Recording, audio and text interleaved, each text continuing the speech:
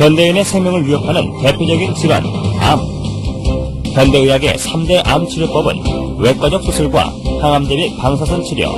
하지만 말기암인 경우 암 완치는 고작 20%. 첨단 현대의학도 암을 불치병으로 남겨놓은 상황인데 현대의학이 풀지 못하고 있는 불치병들, 그 해법을 면역력 강화에서 찾고자 하는 시도들이 새롭게 관심을 모으고 있다.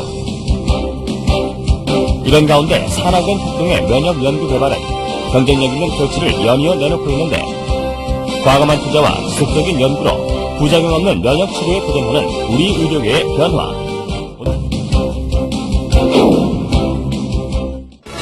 천연 생약제에서 추출한 성분으로 만든 항암 기능성 식품이 국내에서 처음으로 개발돼서 이르면 이달 안에 시판될 예정입니다.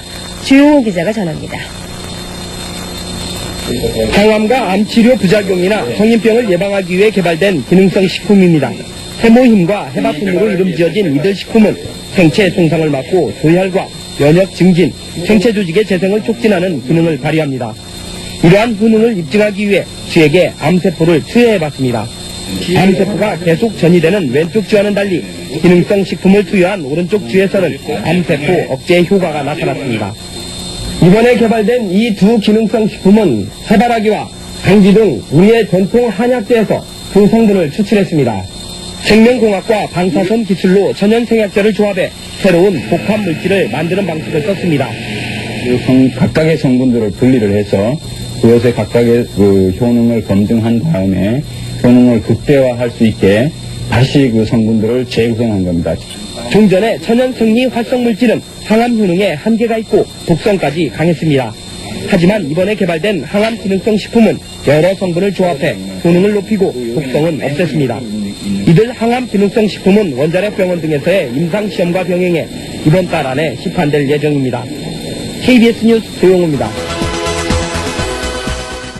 환자의 면역력을 탁월하게 높여주는 새로운 생약 복합제가 국내 연구진에 의해 개발됐습니다. 임상시험 결과 백혈구 회복을 높여주고 암치료 부작용도 크게 없애주는 것으로 나타났습니다. 최상원 기자가 소개합니다. 생약을 섞어서 만든 해모임이란 생약물질입니다. 원자력 연구소는 천연생약제 30여 종을 집중 분석한 끝에 당귀와 천궁, 백작약 등을 재합성해 이 생약물질을 만들었습니다. 이들 생약제에는 면역을 활성화시키고 조혈장애를 없애는 황산화물이 있는데 연구팀은 이 성분들을 재구성하는 방법으로 면역 증강물질을 개발했습니다. 원자력병원에서 임상시험을 한 결과 새 생약물질은 암 환자들의 면역력을 크게 높이는 것으로 나타났습니다. 유방암과 자궁암 환자 각각 12명에게 새 생약물질을 복용시켰더니 모두 회복 속도가 60% 정도 빨라졌습니다. 특히 이 생약 복합제는 암치료에 따른 염증이나 구토 같은 부작용을 크게 줄일 수 있는 것으로 나타났습니다. 암 환자들은 치료를 받으면서 기력이 떨어져 문제가 됐지만 생약 복합제를 복용한 환자의 80%가량이 기력 회복에 큰 도움이 됐다고 답했습니다. 해모힘을 먹은 환자들은 정신 무력감이 많이 없어져서 더 약을 요구하는 환자들이 많았습니다. 연구팀은 이 물질에 대한 2, 3차 임상시험을 거쳐 신약 개발에 나설 계획입니다. KBS 뉴스 최성원입니다. 한국원자력연구소가 정부 출연 연구기관으로서는 처음으로 기술 출자를 통한 벤처기업을 설립했습니다. 이번 투자는 금전이 아닌 기술 투자에서 연구기관 벤처 창업의 새로운 모델로 평가받고 있습니다. 대전에서 이정우 기자가 보도합니다.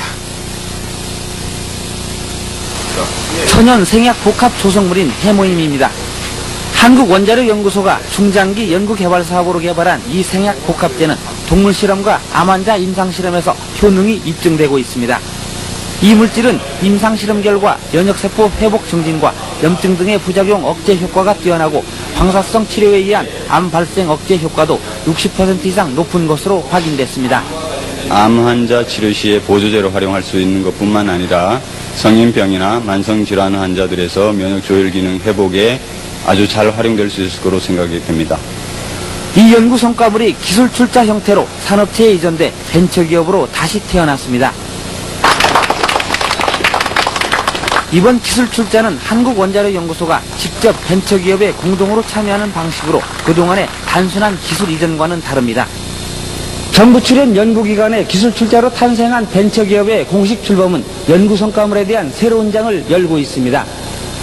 정부 지원만을 받는 연구소에서 탈피해 연구 성과물의 상용화, 산업화를 통해 경쟁력을 강화하고 이익금을 환수해 연구 기반 확충에도 도움을 줄 수 있다는 설명입니다. 연구자들이 더 용기를 가지고 더 좋은 연구 성과 내고 성과가 나오는 대로 민간에 이렇게 기술을 넘겨줘서 민간이 또 새로운 기업을 자꾸 창출하는 그런 아마 좋은 전기를 마련했다고 이렇게 봅니다. 기술투자 벤처기업은 금전 등 실물 자산이 아닌 특허와 실용신안 등 기술 투자로 이루어지기 때문에 연구기관 벤처 창업의 새로운 모델로 평가받고 있습니다. YTN 이정우입니다.